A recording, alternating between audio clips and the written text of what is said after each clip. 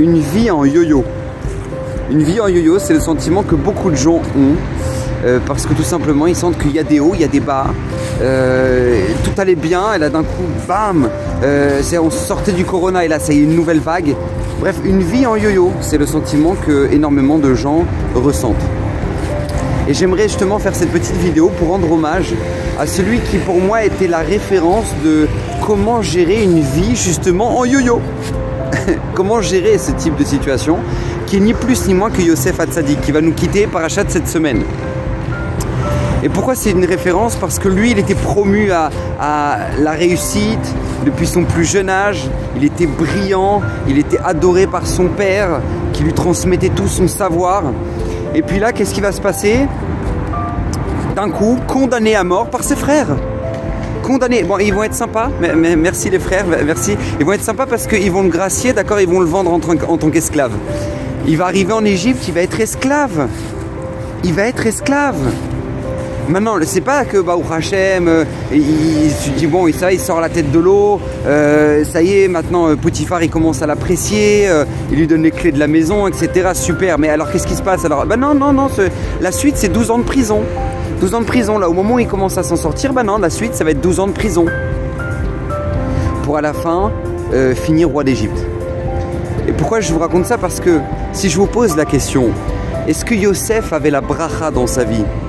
Vous allez me répondre quoi? Bah bien sûr Rav, bien sûr qu'il avait la bracha.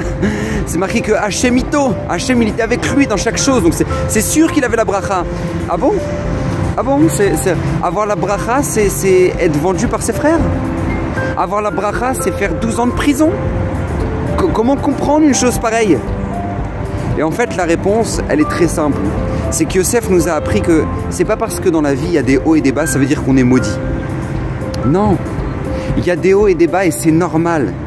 Yosef n'aurait jamais eu son statut de roi d'Égypte s'il n'était pas passé par 12 ans de prison avant. Parce que c'est ça qui a construit Yosef. La plupart des gens se disent « Ah bah oui, bah c'est normal que Yosef il sache gérer les situations difficiles dans sa vie parce que c'était Yosef Hatzadik. » Donc comme c'était un tzaddik, c'est sûr que maintenant il savait gérer les situations parce que c'était Yosef Hatzadik. Non, ça c'est l'erreur. C'est l'erreur. C'est parce qu'il a su gérer ces situations et parce qu'il a su avoir confiance en Hachem que dans n'importe quelle situation, Akadosh Baruch Hu va l'amener à quelque chose de meilleur, que par conséquent il a construit son statut de Yosef Hatzadik et non pas l'inverse. Et non pas l'inverse. C'est pas parce qu'il était Yosef Hatzadik qu'il a su gérer. Non, c'est parce qu'il a su gérer qu'il est devenu Yosef Hatzadik.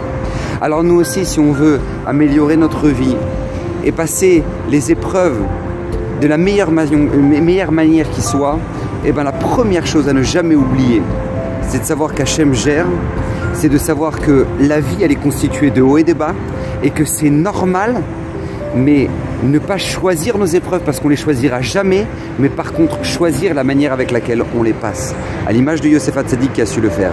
On puisse le faire nous aussi. Bracha v'atzlacha, Shabbat Shalom.